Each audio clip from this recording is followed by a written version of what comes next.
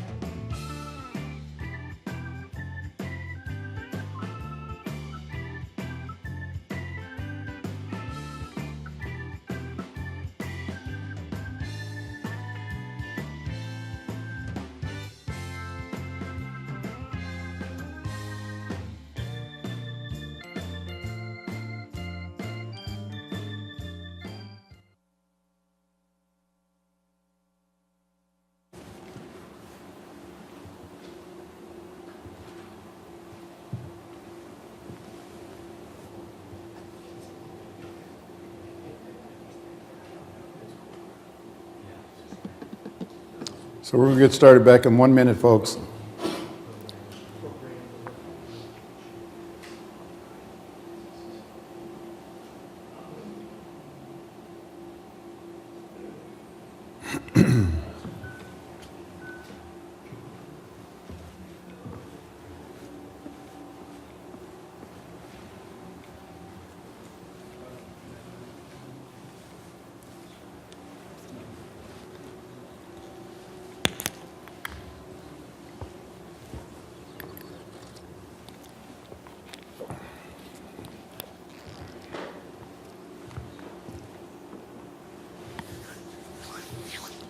Okay, so good afternoon. We're going to get started again.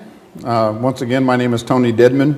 We're going to try to be finished here today by about 2:30. So that's my goal. And I already told you that I like to overplan. So trust me when I tell you that we will be done by 2:30, and hopefully maybe even a few minutes before then.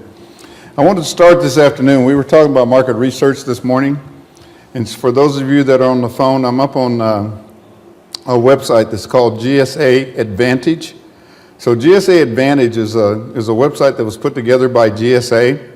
That's kind of a consolidation of all of the schedules that we have. So like IT was Schedule 70, et cetera, et cetera, et cetera. So all of those schedules have now been kind of rolled into this Gsa Advantage website. For market research purposes, I want to show you how you can use this to buy products and how you can use it to buy services. So the way this site is broken down is over on the left-hand side here, you'll see where it says products. And if you scroll down, you'll see where it says services. So let's start with products. Let's say that I'm looking for laptops. So I go under electronics and technology, and I click on that. And then when that comes up, then I'll go to computers, and I'll click on that. And then I'll go to where it says laptop computers, and I'll click on that. So in 3 short clicks, I'm already to laptops, except I want laptops that cost less than $500. So I'm going to limit it to by price to less than $500. And what I'll come up with are all of these laptops that are $498, $472, you get the idea. And so now I can use this as a tool to look for laptops. And the nice thing is it gives me a nice description of the laptop. So let's say that I decide I want to get this X55C, whatever this is. It tells me it's Intel Core 3, it's 2.3 gigs, 3 megabyte cache, 39 centimeters by 15.6, I guess that's 15.6 inches. It's LED, it's HD, you get the idea. So it's got all of the information that you want if you were going to do some market research to try to figure out what's available, what can I get, how much. And here's the other key thing with this is let's go ahead and click on one of these. I'll click on this one. And the nice thing is it'll tell me all that information we just talked about in this description of the product, right? But when you go down, it will also tell me who can provide that to me. And it will give me whether they're small and disabled or woman-owned or, whatever. You get the idea, all of those socioeconomic kind of things. So that's the one thing that I like about this is, since this is a small business class, is that it gives me the socio. It tells me that I can order this and it'll be delivered 7 days after they receive my order. So that's what ARO is after receipt of order. And that the minimum shipping is $100. And for shipping, they'll do it anywhere within the continental United States, including Alaska, Puerto Rico, and Hawaii. Okay? Make sense? So it's kind of a nice tool. There's another section up here, if I go back one, that say that all I want to do is look at laptops under $500, but I want to do it by socioeconomic program. Over here on the left-hand side, they have all of these: small business, certified disadvantaged, woman-owned, disabled veteran-owned, veteran-owned. You get the idea? So if I click on one of those, then only the people that are in those kinds of companies will come up as possible vendors that I can use. So I can use this as almost a mini sources sought to see capabilities, right? I can also use this as a tool for me to make sure that I'm helping to meet my goals that we talked about this morning. So does everybody see that for products? And you see how easy it is. You can navigate around this site very, very easily. So let's go back a couple places here. And so what happens is, I got to go back one more, sorry. So it starts up here at the top with the products, and we just went through the whole finding the laptop under electronics and technology. But say I'm looking for a service. So you come down here to services, and what you'll have to do is kind of go through a whole process. I want a professional service. I want to get it off of the old MOBIS. Remember the MOBIS? I don't know if you guys were ever involved with the mission-oriented business integrated services down there. If I get my mouse to actually work. So we go down here to MOBIS. I'm sorry. I have a very sensitive laptop. Kind of like me, very sensitive. Mission-oriented business. And then over here, I get to the acquisition management support, which I'll choose since that's where we are. I told you selfishly. And what they'll do, though, is that will list all of these people, these 358 people on MOBIS that have contracts with GSA. And they're in some kind of order. And the nice thing is, if you just pick one of these, and we'll pick, let's pick Insignia Federal Group. I don't know anything about them. But what happens is what comes up is their actual contract. So this is their contract with GSA. Remember, we're talking about doing market research, which is why I'm trying to show you this. And so the one thing that I like about this is they will generally always give you some type of a contact information of a person that you can contact. So in this case, they actually have the contracts office, and they have a telephone number that you can get down to the extension. You know when you call and it says dial 1 for Swahili and dial 2 for Arabic or whatever? You don't do that. You're going to an exact number for the contracts shop for this company, and you're going to get a person that you can then say, I'm conducting market research on behalf of the government. Can you connect me with the person that I need to talk to? So in one fair swoop, you're already in, okay? The second thing that I like is you remember we talked about doing independent government cost estimates and whatever way back when we were talking about some things that we'd like for you guys to be part of with that acquisition team. So one of the things that we do is we use the labor categories and the labor rates so that we can actually help you to do that. And this is another one of those tools to help you do the market research because it helps you to come up with the price. So what they do is they list for all of these different labor categories, and they actually escalate. These rates are fully loaded. I'll talk to you about what that means in just a second. But for each of these labor categories, they will give you the rate, and they usually are set up so they're escalated. So that in 1 year they're this, and then the next year because of escalation they go to this, and 5 years from now they're going to be all the way out here. And so when you look at these and you kind of know what it is that you're looking for, and you see some of these rates, and so you're looking down here to senior financial analyst with $192 an hour, and you're going, oh my God, we pay $192 an hour for that. And the thing to keep in mind is that these are fully loaded rates. If you were to take your rate, let's say that you make $100,000, which I'm sure all of you make a whole lot more than that, but we're going to use that simply as an example. But if you make $100,000, the government actually has to pay like $125,000 in addition to that to have you. They have to pay for your 30 days of leave or vacation. They have to pay for your 10 federal holidays. They pay for your parking space out here in the parking lot. They pay for the air conditioning and heat of where you're sitting. They pay for you to be in this class. They pay, you get the idea. So you have a bunch of overhead too, but you don't see that. Here in these rates, what you're seeing is that vendor having to pay for that parking spot, that IT equipment, that air conditioning, that heat, that leave, that all of those things, right? So all that stuff goes into here, including profit. And so when you look at these numbers, just recognize those are fully loaded rates. For an FTE, we use a number of 1,880 hours a year. All that is you take the 2080 hours that you would get if you took 52 weeks times 40, right?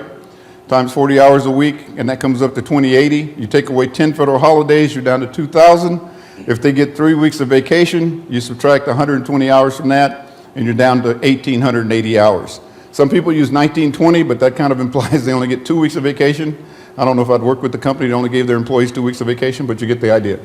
So anyway, 1880 times this number would tell you how much a senior subject matter expert would cost for a year. If you're going to use them for 6 months, it's $940. If you're going to use 2 of them for 6 months, you're back to 1880 again. Okay, so you get the idea. It's really easy to do the math on that. And I like this from the standpoint that you remember earlier when we were talking about resumes. Who remembers the 3 things we're looking for on resumes? Okay, we wasted our time here. You guys didn't learn anything today.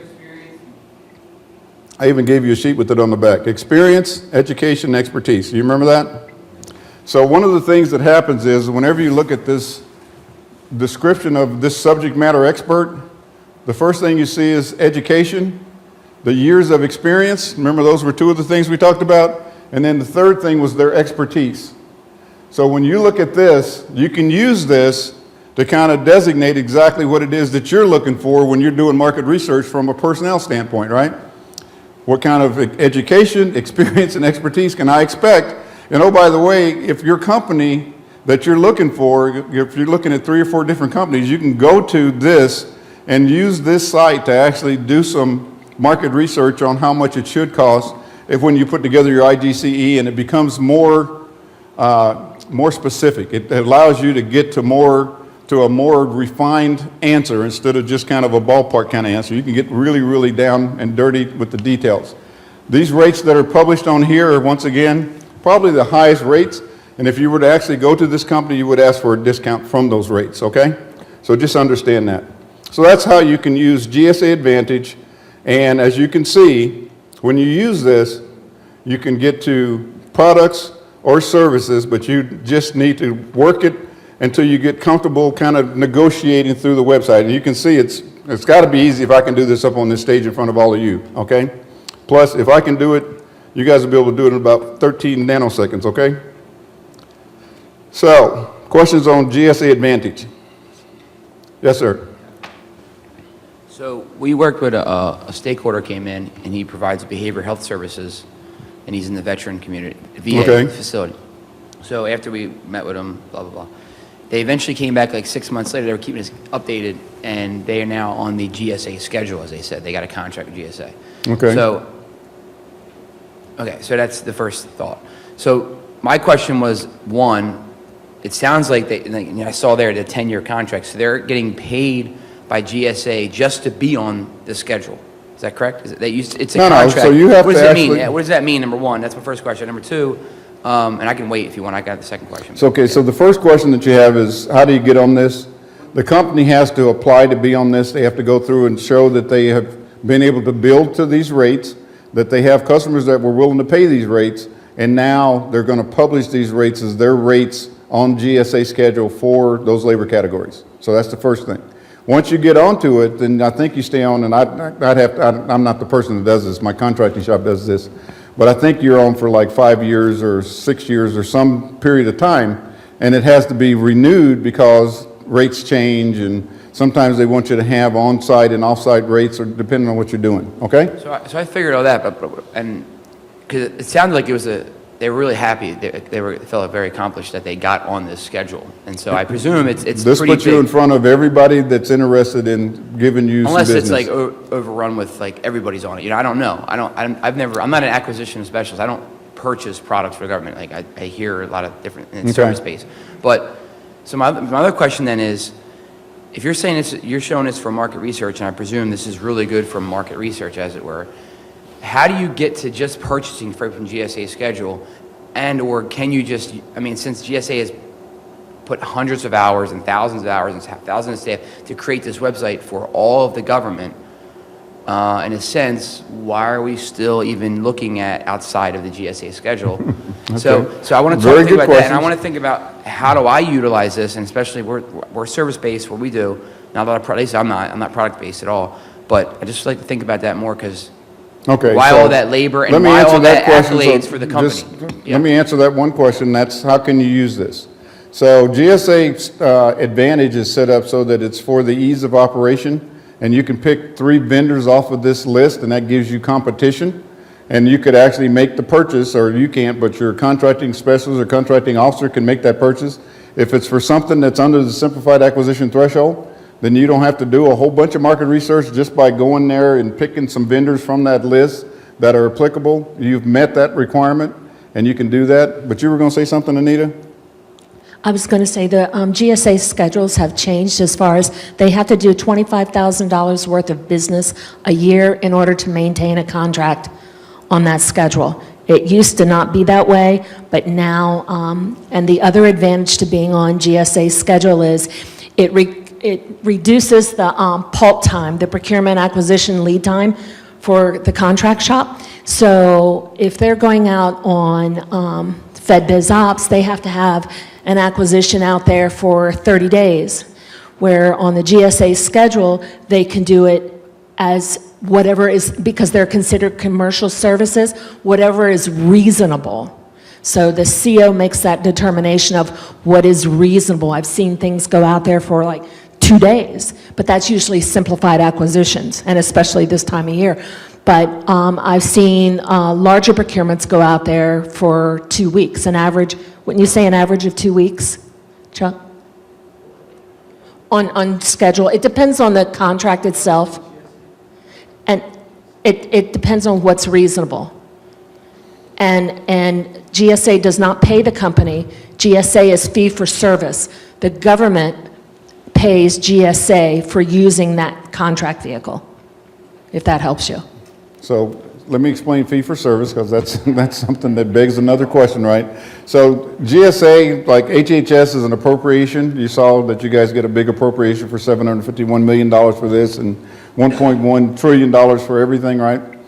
They don't get an appropriation. All of their money for their agency is raised through fees. So whenever you use OASIS, or when you use one of these federal supply schedules, or use GSA Advantage, or use any of their government-wide acquisition contracts, you pay a fee on top of whatever your contract is in order for them to take some of that and be able to pay for their employees and their buildings and their whatever, okay? So that's what they mean by fee for service. Go ahead. And for service-type contracts, I think the current rate is 0.75% of the amount. That's what you pay in an industrial fee to use a GSA FSS Federal Supply Schedule. Okay, did that answer most of your questions there, sir? Okay, thank you. So what are some of the, what I consider to be minimum required market research kind of things that we need to look at? We want to do a report so that it's a single comprehensive document. I like to actually get rid of all of the things that we use to work up to that point. It's primarily so that if I get FOIA'd, you know, that's all kind of work product and it's not a final product. So I don't want someone to come and try to get my work product because it may have something that I left in there that was something that I learned from a vendor that I don't want to share with other vendors if it did come up under FOIA. I could redact it and send it in or whatever, but it's just almost easier to only maintain the final single comprehensive document at the end. That explains the acquisition background and purpose. It describes the agency's need. We specify kind of what the delivery schedules that we're looking for and the potential period of performance that we're looking for. And that's based on when does that client, when does that customer need whatever it is that I'm offering, okay? So that's what that period of performance is from date of award until when I need to have full operational capability or initial operational capability. That's what we're talking about there. It specifies the delivery schedule. It lists the potential small businesses and other resources, okay? So when I say that, in some cases it may list large businesses and we're going to have them figure out what part of their share of this work are they going to be able to allocate to a small business. So in many cases we leave it up to them to decide that, but we want them to come back with their small business subcontracting plan and tell us how they plan to give some of this business to a small business. It evaluates the potential capabilities of all of these sources. It discusses some of the customer commercial practices, and we've already talked about commercial earlier this morning. It documents some of the historical contract records so that we can say, we have a background that says other people have bought something similar to this. This is what they paid. Here's how they were satisfied with the vendors that did it. And here's some vendors that they recommended that we use or don't use going forward. So it's a lot of good information we can put in there. And it also provides information on our industry days, some of our one-on-one meetings, and some of our publications, and all of those kind of things that we can put into this report so that in one document we've captured everything that we learned. Does that make sense? Okay. So let's move on to some more specific kind of things for the SBA 8A Direct Partnership Agreement, with which we have one here. And my partner in crime here tells me that if I click on this, it'll actually open up. So let me see if that works or if I have to actually come up. Fingers crossed. Double click. Nope, I didn't do it, so let's go back.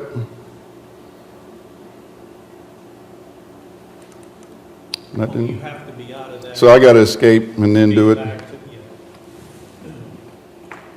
to regular. You see what I meant by anybody could do this except me? Now it'll work.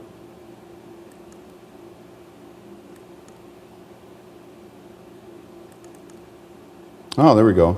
So this is the actual partnership agreement between the Small Business Administration and HHS, okay?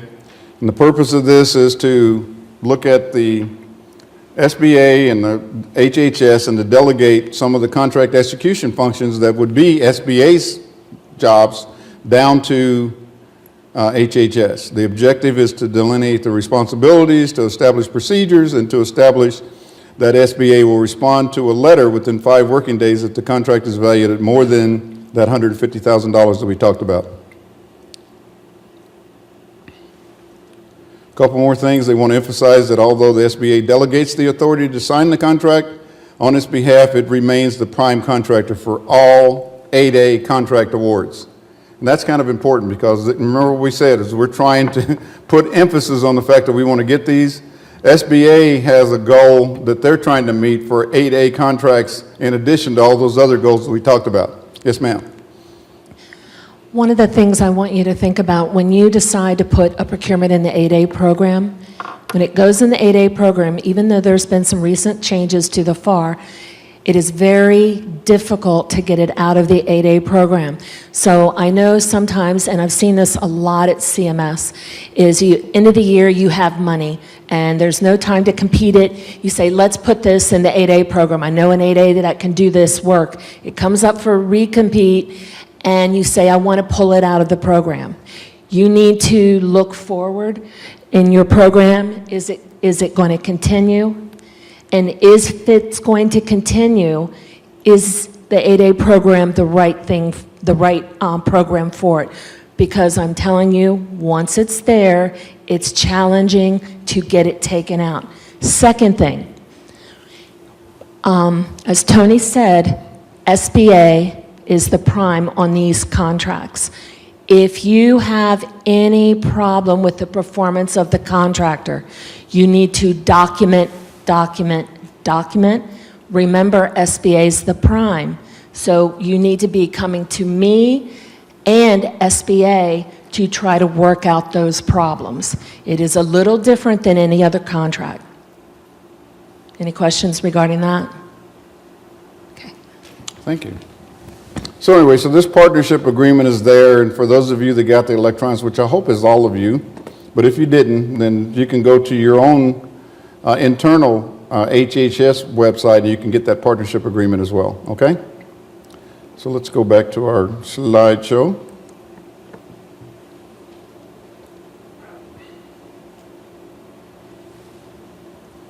Check, okay? And then for woman-owned small businesses, once again, it's got to be 51% owned by a woman, with business management and daily operations also controlled by women. I've seen some of these where the husband and wife have the company and her name is on the letterhead so that they can become a woman-owned business, okay? And, but he's the one, or sometimes, you know, it appears that he is the one that's running the business. I'm not going to say that that happens, but I think I may have seen something that looked pretty darn close to that happening, okay? A set-aside for small businesses where we reserve an acquisition exclusively for participation by the small business. They can be open to all small businesses, so when we do this set-aside for all small businesses and not just for 8A or not just for woman-owned or whatever, when we set aside for all small business, that's usually for a single contract, a single acquisition, or a class of acquisitions that may be either total set-aside or a partial set-aside, okay? And that's the beauty of it is as a 1102, hopefully you know that this is one of those tools or arrows in your quiver that you can use where you can say, I'm not going to do a total set-aside because I don't think a small business can do that. I'm going to do a partial set-aside for a small business and make everything else full and open. So that I can get a large business that maybe is responsible for a whole bunch of stuff, but I'm going to carve out this piece and make it so it's a set-aside only for small business. And that helps us meet the goal and make sure that we're being inclusive, and it takes care of all those things we talked about during the first hour of this class. So we use the NAICS code and the associated size standard, which, as I said, you guys are in area 62. It may be 100% or partial, but I've already said that. You have to conform to the rule of two, which basically means we have to get offers from at least 2 small business concerns. I like to make it so that it's 3, okay? I know it says at least 2, but if you make it 3, no one is ever going to come back and question you. If you do 2, they're going to say that you picked 1 that you wanted and 1 tomato can, okay? If you pick the 1 that you want and 1 tomato can, who thinks that's fair? Unless you happen to be the one that was selected, okay? And so I like to see 3 because that kind of takes away the whole tomato can argument unless you pick 2 tomato cans and the one that you want. But if you do that, then you're jeopardizing because your team may surprise you and pick the tomato can. So you have to be careful with that, okay? So conform to this rule of 2.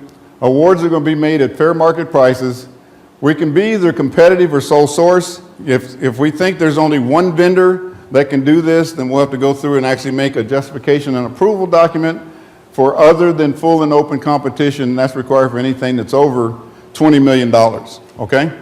So that J&A is something that you've got to explain to your leadership why you went to only one vendor for whatever this is. And you know, in many cases, what I've seen this used, where I have seen this used, is when we haven't planned ahead, we get to the end of a performance period and we need a bridge contract because we haven't had a chance to have another competition. And so we have to sole source to the existing contractor until we can have a competition. Now, most of you should know that we have clauses that are put in as an option to extend clause that we put into most of these contracts so we can extend for another 6 months without having to do a bridge contract. You guys all know about that? If you use that clause, then that takes care of part of those ones that you would have to use that bridge contract for. But if you use that 6 months and now you still have a problem, then you got to go with the J&A and the bridge contract, okay? Does that make sense? Okay. I know I'm covering a lot of things here today, and I hope that if some of this is unfamiliar to you, that you're taking notes on it. And then it's governed by the latest whatever regulatory dollar thresholds. And those things are changing. We just got a bunch of changes in FEMA because of Harvey and Irma that gave maybe just Homeland Security, but we got a whole bunch of new thresholds for emergency services and all kinds of different things. And so just be aware that these things do change from time to time. So we have another program, and this kind of gets back to what I was saying about me working with that small business as a mentor and with them kind of being our protege where we're going to help them to be successful. And that's what we're talking about here is that we have the Small Business Jobs Act and the National Defense Authorization Act from 2013 that provided authority for the SBA to establish these mentor protege programs. Let me say this, we had mentor protege programs long before 2014, so don't think that this was the start of it. This was just the reaffirming that this is something that we wanted to do. And so rather than creating separate programs for each one of these categories, they chose in October 2016 to create a single all-inclusive mentor protege program that was modeled on what we do for 8A programs, okay? So that's just designed so that whether you're a woman-owned small business, a 8A, a veteran-owned small business, in a hub zone, a service-disabled veteran-owned small business, regardless of the category, we have a mentor protege program which will allow us to try to help all of them to be as successful as they can possibly be by working with other people that have more business acumen that would be able to help them to be more, to increase their probability of success as a business entity. Questions? Okay. So the purpose of this program, I'll let you read through that.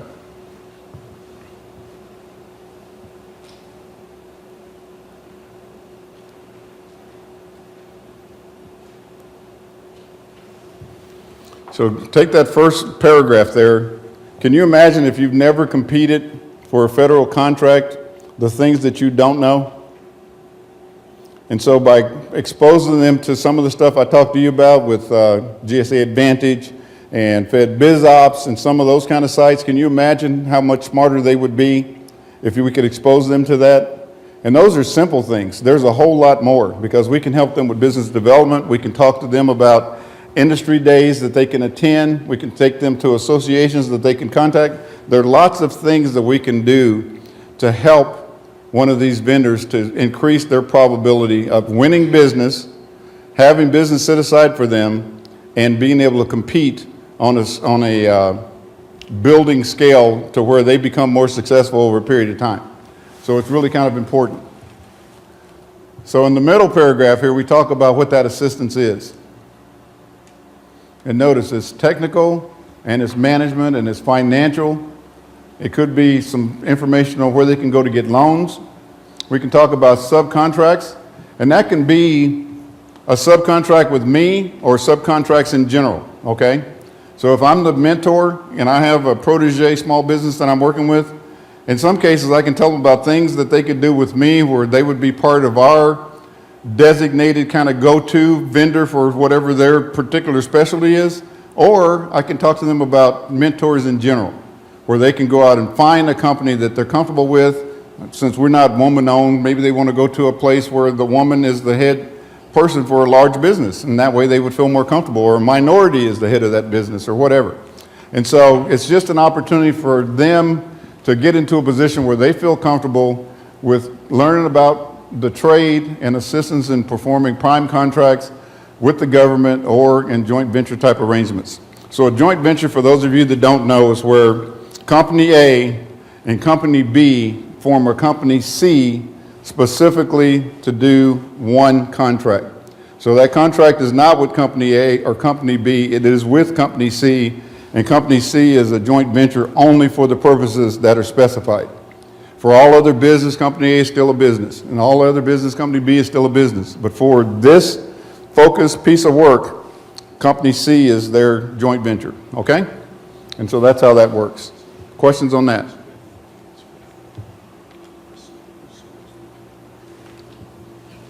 So what assistance can mentors provide to their proteges? All of these things.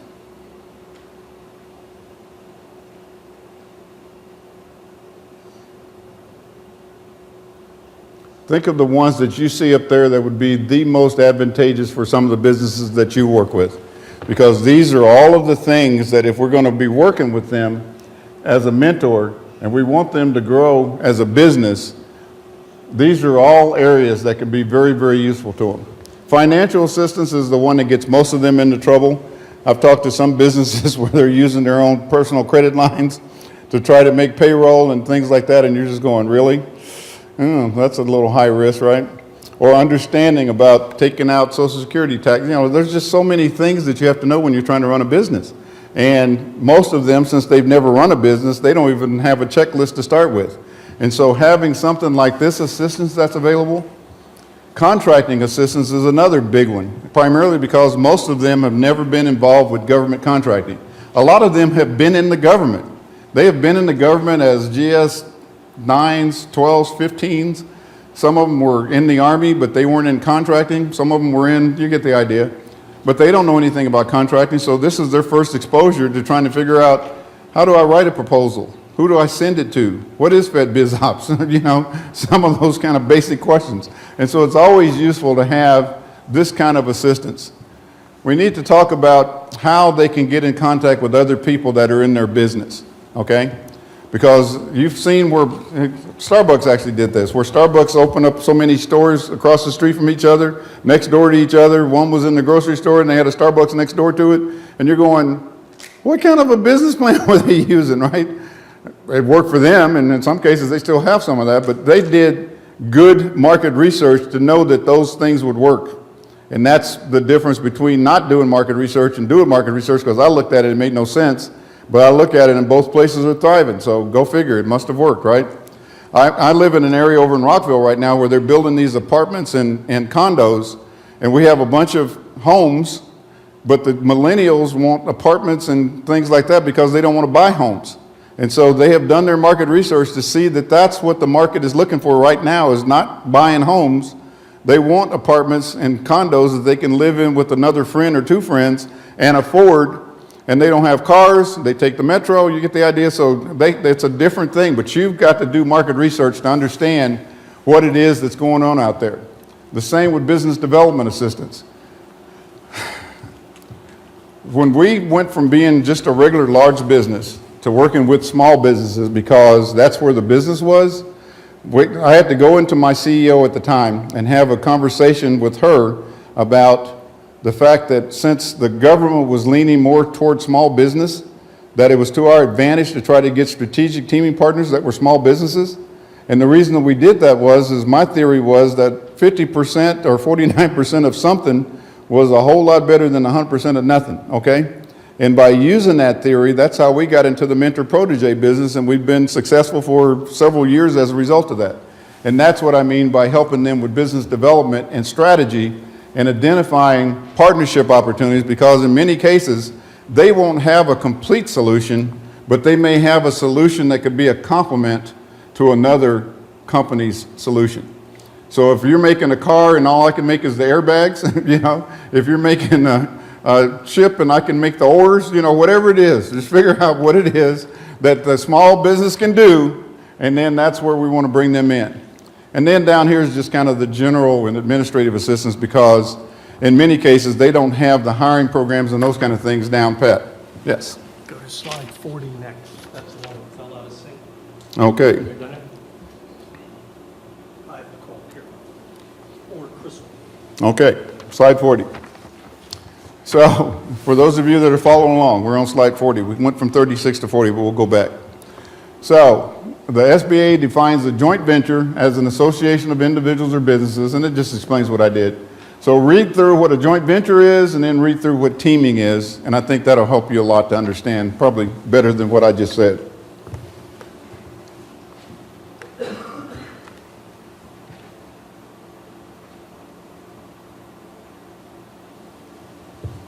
And I think the operative word in that whole paragraph is for usually in support of a single government contract. So when they do this, company A, company B form this company C, that company C is only there for one contract or for one purpose, okay? Because they don't want to, you know, merge companies. They don't want to, you know, we go forward and we're going to be company AB. No. They want to do this so that company A is providing 60% of something, company B is providing 40%, together they're providing a 100% solution. And because of that, that's why they're forming this joint venture, okay? It is a separate legal entity with a separate federal identification number, a separate SAM account. They have a separate cage number. They have a separate DUNS number, okay? So all of those things have to be created when you do this joint venture, because we want to track your performance. I don't want the performance of A or B. I want the performance of C to go into CPARs so that I'm not penalizing some other company or rewarding some other company for work that this joint venture did. Does that make sense? Yes, ma'am.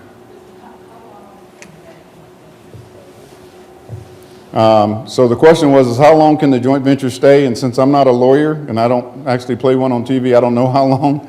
But the ones that we've been a part of are usually set up for a set time limit. It will say for the period of performance of whatever the contract is that we win. So we're going to be in this joint venture. We have an agreement for a teaming agreement initially of how we're going to work together. And then we make that into a joint venture once we realize the contract that we're going after. And then that joint venture is in effect for the period of performance of that contract. And unless we do something to continue that relationship, it dissolves at the end of that period of performance. Okay? But you'd have to talk to a lawyer to get what the real answer is, because that's my answer. Okay? And I think that's actually probably pretty close to being almost the real answer. Okay? Great question once again. So teaming. So teaming is different than this joint venture, because what we do with teaming is we're looking for a different kind of subcontracting, where the small business does a certain procurement set-aside requirement, serves as a prime contractor and subcontracts some of that work, and I say a substantial portion, but how much could that be? No more than 49%, right? To a large business. And then the team is set up before the bidding proposal process, and the contractors work together on the bid and proposal. The prime is the one that's going to submit the proposal. The prime is the one that is going to get their name in lights in the CPARs. And under the subcontract part of that, they're going to be graded on their ability to actually execute that subcontract as a prime. Not necessarily as a small business, but as a prime, okay? So just keep that in mind. So, and then the procuring agency is made aware of this team prior to the source selection process so that when you see this come in, you'll know that Team A consists of prime small business, set aside, large business, subcontract, or maybe even a couple of other businesses. A small business and a large business are going to make up the 49% that's not coming from that prime. Okay? Everybody understand? So it's just, yes, sir. Once again, what's up?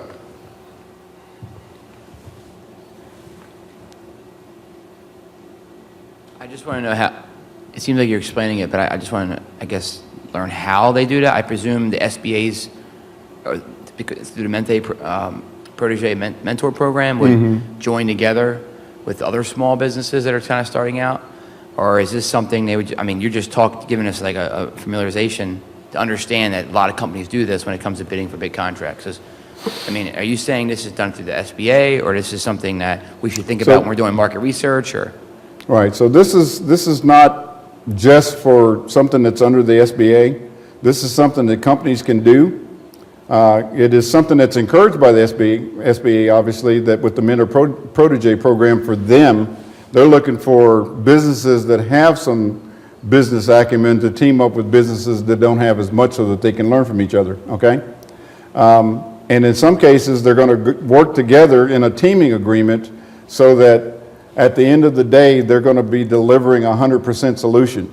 So if you can come up with a mentor and a protege that have some complementary portions of that solution, and say it's a 40-60 or 50-50 or 30-70, whatever it is, as long as they have something that says we can work together to come up with an answer to whatever the government is looking for, whether it's a service or a product. And when they do that, then that's something that they can work together as a teaming agreement. They probably wouldn't go to a joint venture for this kind of a thing because this is more within the box of being an SBA. And Anita's going to help me with this answer because I'm struggling. A teaming agreement is still a prime-sub relationship, so limitations on subcontracting would apply. However, a joint venture through the SBA monitors the arrangement in the joint venture. The CO doesn't have to monitor. There's certain rules when there's a joint venture with the that the SBA approves, that both parties in that joint venture have to abide by. Does that help you? Okay. And maybe you and I can chat a little bit after we're done if you still are not clear on something, okay? Sounds good. It gives a couple of ex-GIs, one ex-GI, one current GI, a chance to compare war stories anyway, so that's always good. So I talked about this NAICS code as being a North American Industry Classification System code, and these things are ways that we can identify what the size standards are for different agencies. And we have a couple sites down here. This one on the bottom actually gives you the size standard, so if you actually clicked on that, you could go there, you can look under category 62, and you can see what the size standards are for the things that are under healthcare services, okay? So that's a good thing to keep in mind is the site, go to this site, scroll down until you get to section 62, and those NAICS codes all start with 62, but they're generally 4 or 6 digit numbers, and those numbers will tell you what the size standards are for all of the things that are under yours. So for services, the size standards are based on the annual receipts, and for products, the size standard is based on the average number of employees from the previous year, okay? So remember we talked about labor categories and labor rates and all that stuff. That's when that becomes something that's important, is because if we're buying products are kind of based on labor hours, labor categories, and material. That's what it's all based on. So you've seen time and material kind of contracts, cost type contracts, and all kinds of different contracts, but that's why we need to have that size standard that's based on the number of employees, including part-time and temporary. So that's another reason for knowing that a FTE is 1880, because if you add up the part-time employees and figure out how many people are billed into this contract, you're going to come up with something that divided by 1880 gives you a number. And that's the number that they're looking for. So it's not the number of employees, it's the number of FTEs based on the hours that they're actually billing to a contract, okay? Questions on that? It's pretty straightforward, but just keep in mind that that 1880 comes in handy a whole bunch of times if you actually use it. So I talked about the fact that we're looking for the subcontracting plan. So you have a template on your site, on the HHS site, and the template at this URL here, this is the HHS template for a subcontract agreement, right, and a subcontract plan. And here we have the Office of SADBU recommends that officers use their recommended format to submit proposed individual subcontracting plans. And once you get approval for this and you go through all of that staffing where you're going to get modifications, the final plan is what they're going to be looking for, okay? Questions on that, on the subcontracting plan, and the fact that you have a template that can help you to just kind of fill in the blanks. Yes, ma'am. I just want to add that one of the things that I'm requiring for evaluation criteria is to put more weight on subcontracting plans, not that they just submit subcontracting plans, but how they're maximizing opportunities for small businesses on those plans. Also, since the recent changes of the FAR, I'm also asking for, on an IDIQ contract, you cannot ask for a subcontracting plan on the task order. However, you can evaluate, you can have it part of your evaluation criteria that on that task order, you can evaluate how they're going to maximize opportunities for smalls on that particular task order, and you can even ask that the small business goals for the subcontracting goals for that particular agency be for the total cost, applied to the total cost of that task order. Does that make sense? Okay. Yes. Any questions? You cannot ask for a subcontracting plan at the task order level. However, you can take the subcontracting goals, which for CMS, the small business goal is 33%. You can, instead of evaluating them on subcontracting opportunities, you can now apply those goals to the total cost of either the contract or the task order at the task order level. Does that make sense? I beg your pardon? Total cost of the contract. So if it's $700,000, that task order, and we can put in there that that prime for that task order has to subcontract 33% of that total cost to small business. So how are you phrasing that evaluation criteria In the statement of work? So the question is, how is the small business specialist phrasing the requirement for this set aside or for this goal that we have? Right, because you have to make it available to the offerers how they're going to be evaluated. Right, and that's what the CO would determine, and it's usually on best value. So it would be like whatever you determine is more important than the other, like maybe technical approach, cost, past performance is more important than subcontracting. It depends. People here use numbers. They use adjectival ratings. Yeah. There's a lot. CMS does a lot of different ways. So there's no uniform way of weighting it. It depends on the contract. Here. What you were saying earlier, I was trying to understand if you're adding some additional language to the actual statement of work as an evaluation criteria. Yeah, so let me try to address that. So in the evaluation criteria that you guys are aware that in Section L, we basically tell people this is how we expect for you to submit your proposal, front page, number of pages, what kind of type, whatever, and that's what we're looking for. In Section M, where we give the evaluation criteria, if we have this goal of 33%, then what we will tell them in the language is for subcontracting, which is an important part of this evaluation, we're going to look for how you intend in your subcontract plan to provide 33% of the dollar value of this effort to a small business. And that should be in that subcontracting plan, okay? And then you would evaluate it based on, like, maybe one company comes in and says they're going to do 36%. Another one might say, no, we can only do 29%. So you could weight it based on the percentage that they can achieve for that particular task order or that particular contract. But it's not appropriate for every task order or every contract. Okay? Does that answer your question, sir? Okay. So let's talk about the subcontracting plan. So we kind of jump back and we're on slide 38. So that plan, as I said, is a template and you can find it at this site. We've already talked about this small business participation plan. I think I gave you a website for it. But this is for proposals that exceed $750K. Offers are required to complete this small business participation plan.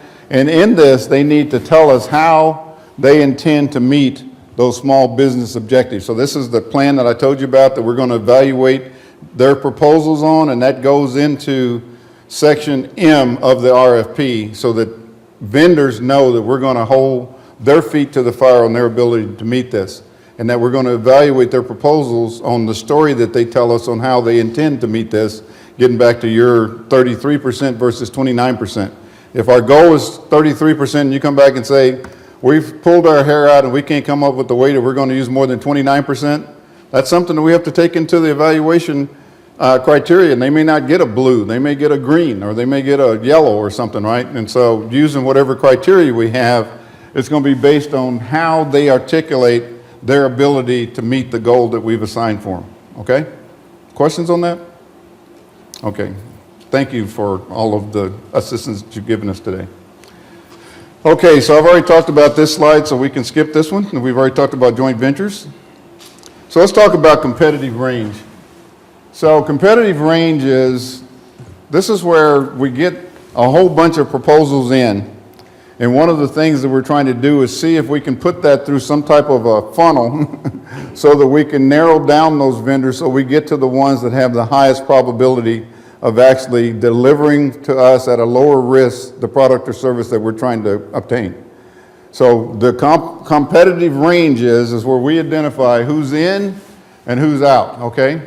So the proposal evaluation is the assessment of the proposal and their ability to perform this contract successfully. That means low risk. We have to evaluate the proposals, assess their relative qualities solely on the factors that were in that section M that I just talked about. We can't rate them on things that are outside of what we told them we were going to evaluate them on, okay?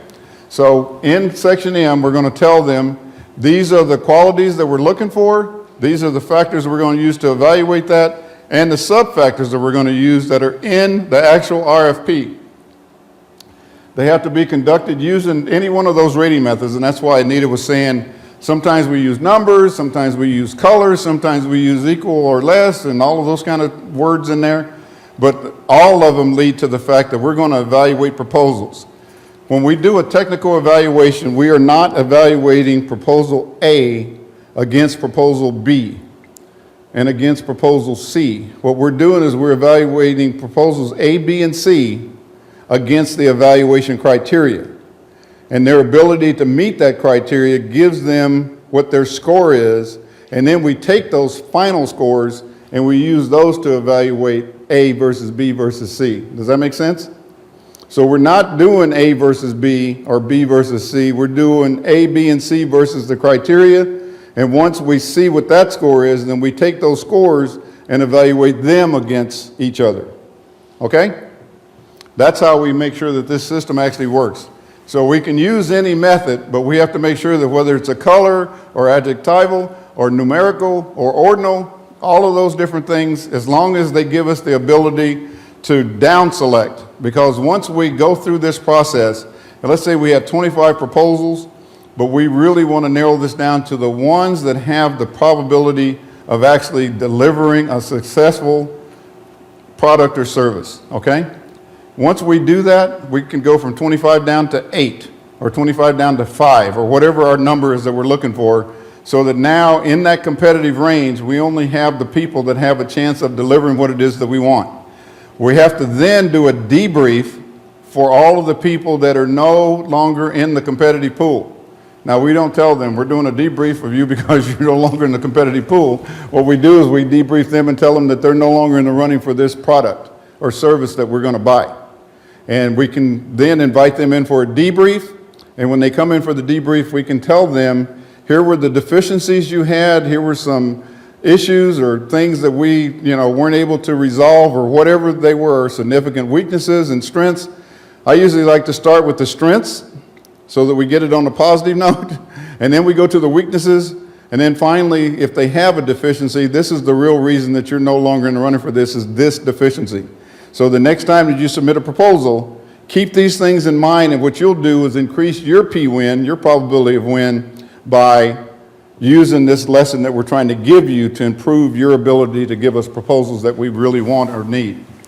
So then, we talked about the fact that SBA is going to review and approve the eligibility status of these identified within the competitive range, and if discussions are to be conducted, and discussions are usually if we have two things that we're looking for, issues and clarifications, okay? So whenever we think that there's some issues that we need to resolve or some things that were in their proposal that we need clarification on, then we can do it with discussions. Sometimes you'll see in the Fed Biz Ops that their decision is that we're going to do competitive range determination, and once we get to that, then we're going to make a decision without discussions, okay? So we can do it with discussions or without discussions. That's kind of up to whoever that source selection authority or that source selection evaluation board person is that's going to make that decision, okay? Any questions on that? It's a pretty standard process across the federal government. So I talked a little bit about accelerated payments to small business. I don't think I need to spend a lot of time with this, but this is that OMB memo. So if you wanted to know what it was that authorized us to make this 15-day payment to small businesses, and the change to it that came out in 2014, dated December 2013, that said if it's a small business with a subcontract to a large business, then we're going to pay those within 15 days. And as I said, for most agencies, since this is just too much to try to figure out, they have just dictated that now we're going to try as a goal to pay all invoices within 15 days. So the Prompt Payment Act says we have to pay within 30 days or we pay interest. So we shouldn't be paying interest to anybody. So let me give you a couple caveats because this is important for you to understand. The 15 days is predicated on the fact that you have received a proper invoice. So if you don't have a proper invoice, there's something that's wrong there, they used the wrong something, and this is not what you were looking for, you have to do three things. So you can write these down if you'd like. The first thing that you have to do is contact the vendor and tell them that they sent you an improper invoice and that you expect that they're not going to get paid until you get a proper invoice. The second thing that you have to do is contact the contracting officer to let them know that you let the vendor know that you're not going to pay that invoice and that you're stopping the clock on your 7 days. And then you have to let finance know that they won't get this in the 7-day window that you had previously. You stop the clock. Now here's the bad news. When you stop the clock with finance and with the contracting officer, let's say you're 3 days into your 7 days, and this is 3 days. This is not 3 business days, this is 3 days. So I'll tell you about a best practice here in just a moment for you courts. But the first thing to remember is that once you get that proper invoice back, the clock starts back again, and now you only have 4 days left if you used up 3. Finance still has their full 7 days, and you're still going to pay it on that 15th day of this new cycle, okay? But the bottom line is that you're not being held responsible for meeting the 15 days if they haven't given you a proper invoice. It's all based on a proper invoice. Okay, so what's that best practice that I talked about? Since we know that 7 days goes by very quickly, and most of you have seen that, especially with teleworking and whatever you guys call it, AWS or whatever your system is here. Whenever you have these alternate work schedules and you may or may not be working on one of those 7 days that you have, make sure that your vendors, and this is something that you got to actually work through with the vendors, and have this discussion at the kickoff meeting when this contract is first awarded. Tell them, please don't send us an invoice on the Friday before a long weekend. Because if they do, then you lost Friday, Saturday, Sunday, Monday. When you come back on Tuesday, or what if that's an AWS day? You get the idea? You're down to 2 days when you finally see this thing, and now you're just signing it because you don't have time to see if it's proper or improper. So as a best practice, just make sure that you don't get these things like the day before a long weekend. Does that all make sense? Everybody on board with this? Okay. Some other business relationships. We have these things that are called affiliates. And this is where one party controls or can control the other, a third party controls or can control both. And so these affiliates sound a lot like a joint venture, but they're different. And then this is something that helps you to understand in this primer that they have for understanding small business size standards as to how we come up with what criteria we're going to use to evaluate this affiliate. A wholly owned subsidiary means that one company completely owns another, and that company that owns that subsidiary is the parent company, and the company that is owned is the holding company. Just terminology so that you can understand these things when you see them, especially if you're going through and reading some kind of a teaming agreement or something like that. So for past performance analysis, the evaluation should take into account past performance information regarding the predecessor company when such information is relevant to the acquisition. However, it doesn't explicitly address subsidiaries, okay? So one of the things that I try to avoid when I'm looking at past performance criteria for these big companies, Lockheed Martin, Booz Allen, or whatever, make sure that you're looking at the right division of that company, because if you're looking at the whole company, that's too much. And you can't hold a division that's here in Baltimore guilty for something that someone in El Paso, Texas did, right? So we need to make sure that you're looking at the right division of that company. They're a wholly owned subsidiary of, but don't hold that whole company at risk for something that one division did, if we're going to, deny them some business or whatever. So that's just me being a contractor trying to make sure that my brethren contractors get looked after. We have some people in SBA that actually help us a lot. So I talked about this PCR, that's the Procurement Center representatives. They help these small businesses in obtaining contracts. They have offices across the United States and the territories. So they're in Puerto Rico, they're in Guam, they're in American Samoa, et cetera, et cetera, et cetera. And the nice thing about this is that we can get business from any one of those places. When you go to Gsa Advantage, you're going to see businesses that are located in Hawaii or in Alaska or in other places that you may not be comfortable doing business with because you want someone that's within 5 miles of HHS, and it's like, be open. You might be surprised that in 2017, you could do business in a lot of different ways, okay? So just keep that in mind. So in addition, you can have these PCRs. You have to give them full access to all the documents that you have. They can come in and demand to see any small business kind of documents that we have to make sure that we're following all of their rules as the representative. They can provide education on the regulations and tools that are available to help with all things, including all that whole discussion I just gave you on market research. And what they do is they actually help to promote these collaborative acquisition strategies. And they actually are the ones that can show these businesses and you where we can help with your training, with the small businesses training, et cetera, et cetera, et cetera. Outreach is something that's important. This gives you access to people. A lot of times when I talk to agencies, especially smaller agencies, then they tend to say, we only have, a handful of contractors that can do the very important work that we do. And it's like, expand your search, okay? There are more people than the 6 that you know about. Trust me on this. Just be willing to go out and find them, okay? So it's just something that I see across the federal government, and I like to point that out to people that if you ask for my help, I promise you I can find more vendors than the 6 that you found already.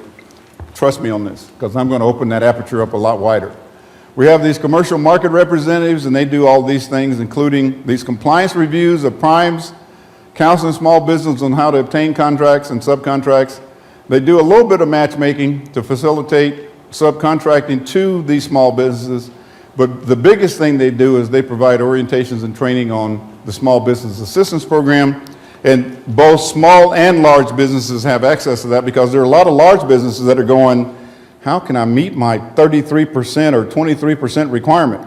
So we have to train them to go and who to look and who to ask and how to get and all of those things that we talked about for these small businesses, we have to hold the large business accountable for doing that proper search to get there, okay? Any questions? And we're doing very, very well on time, so I think we're going to actually meet my goal. We got a couple of myth busters I'm not going to go into. Should I go into the myth busters? Well, it's up to you, sir. You outrank me. Right. Just tell my wife that.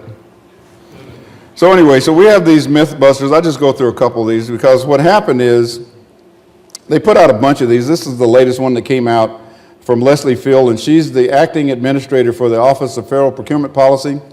So under the Office of Management and Budget, which is the group that has the budget of the United States of America that goes to the President of the United States, Leslie Field is the acting Office of Federal Procurement Policy person, and so she's the one that's responsible for federal procurement policy. And so one of the things that she did is there were a bunch of people that had these misconceptions of things that they could or couldn't do. So one of the things is this where, let's see, let's pick a few of these. So the first misconception, companies do not really use the information provided in a debriefing to improve their work. So I told you that one of the reasons that we do these debriefings is so we can help companies to do better the next time that they come back in. So the fact is that they've indicated offers are less likely to protest when they understand their weaknesses and have clarity on why they weren't successful. The best practice is to guide, they have a guide that came out of NASA that emphasizes that offers expend substantial sums of money, which it costs a lot of money to do these proposals. That's why you get bid and proposal money out of your actual business operations. And the time to participate in the acquisition process, and they deserve to receive a thorough and meaningful debriefing. So for me, debriefings are just as important to the losers and the winners. Even when I win, I like to get a debrief to see what we did good. You know, what did we do to win? Why did we win? Wow, I'd like to know, but generally I know. Debriefings always lead to protests. So that was the fact. An effective debriefing process can greatly reduce protests. That's the actual fact. Debriefings are unpredictable and there's no way for government personnel to prepare. I've already told you how you can prepare. By going through, doing a good technical eval, identifying things that are issues, things that are significant weaknesses, things that are significant strengths, things that are show-stopping deficiencies. If you do that, the debrief does itself, okay? It really does. Trust me, I've done one of the, no, I've done hundreds of these, okay?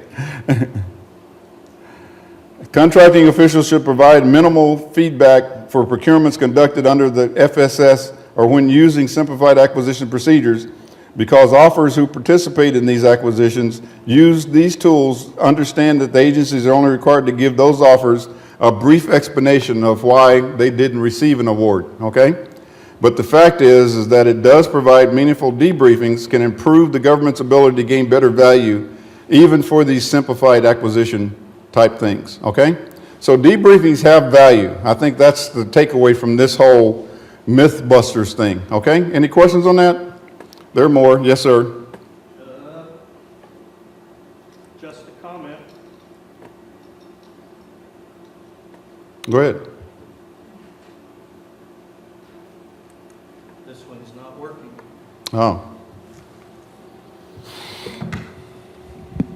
Is that this, one is, yes.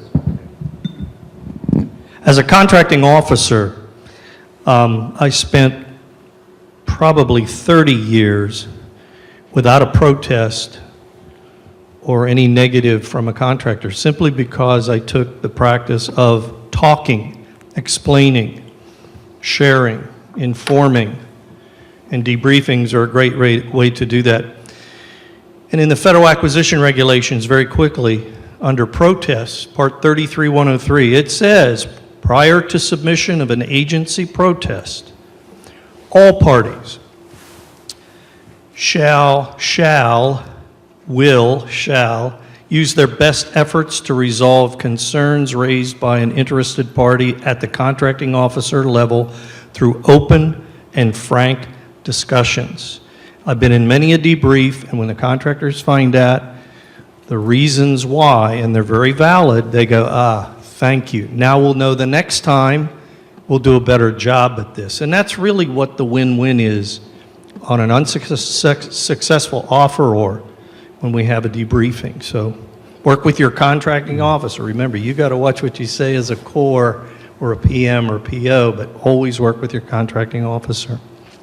And what he said is exactly right. I think the only addendum that I would add to that is when you do these debriefings, make sure that the government is in charge, because some of these people are not happy because, you know, when they are getting the bad news that they're no longer in the competitive range or that they're not going to be one of the winners of this, and they've put out, you know, a ton of money to prepare a proposal that they thought had some shot at winning, you have to tell them why they don't have that shot, but you've got to do it in a professional way, and you have to make sure that this conversation stays on the topic. And once again, set a time limit, make sure that they understand that this is not an us versus them, this is an us helping them to try to make a better proposal next time. So talk to them about, here are your strengths, boy, these are things, if I were you, I'd capitalize on building on these. Here's some weaknesses, can't help it, they were weaknesses we identified, cut and dried against the evaluation criteria. And here's a deficiency that I have to tell you, once we find one of these, that almost is the end of the day, okay? That is, we're done, because the deficiency means that we can't count on whatever it was that you were gonna give us as a product or service to be successful. And so you need to understand that so that the next time you give a proposal to us, you try to see what you can do to prevent that from happening. And as long as you have that conversation, it turns into a helpful session instead of a, you know, adversarial kind of session. But it's up to you as the government, or me when I'm supporting you, to try to make sure that these folks understand that we're there to actually help them, not to make them miserable or not to, you know, play whatever their deficiencies were. Any questions on anything that I've covered today? Let's go back through and talk about everything that we talked about today, just so that you can see what we said we were going to do. We were going to talk about the mission. We did. We talked about budgets. We went through a really nice discussion on FAR Part 1. We talked about SBA and their mission. We went through the scorecard where we looked at how your agency, HHS, your organization, CMS, is doing against those goals that we had for both prime small businesses and subcontracted small businesses, okay? And we talked to what some of the acquisition initiatives were, where we went through my CUP discussion and talked about performance-based acquisition and 15-day payments and all kinds of good stuff. And then we had, I think, a pretty decent discussion on market research. I have to tell you that when I teach market research, it's normally an 8-hour class, so what you got was a really, really condensed version. But understand that all those things, those techniques, if you go to FAR Part 10 and look under techniques, all of those techniques are there in FAR Part 10. I took them out verbatim, okay? We talked about the partnership agreement. We discussed what set-asides actually means.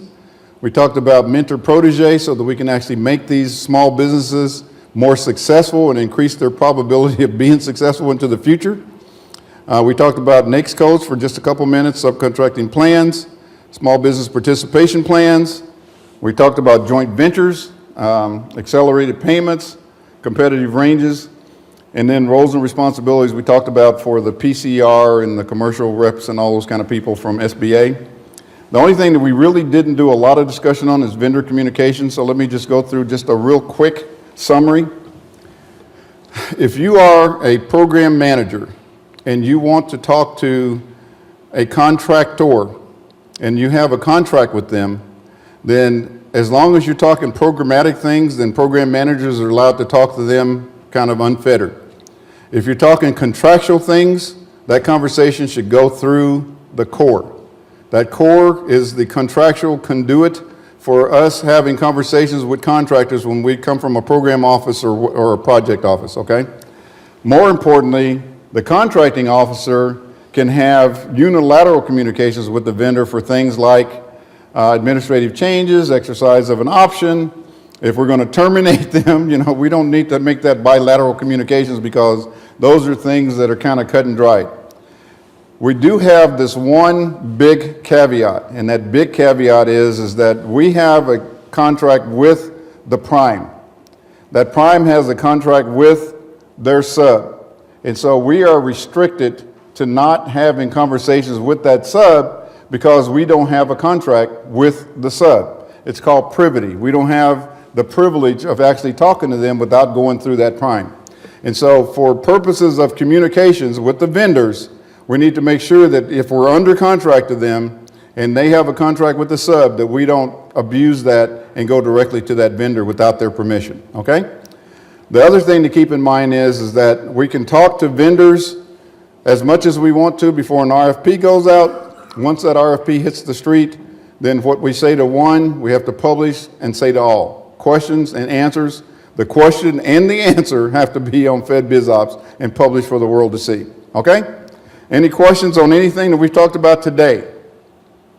Well, I'll tell you what, I appreciated having you here. You guys asked great questions. I promise you you'll be out here by 2:30. I planned for that, and we executed that plan. Thank you very much.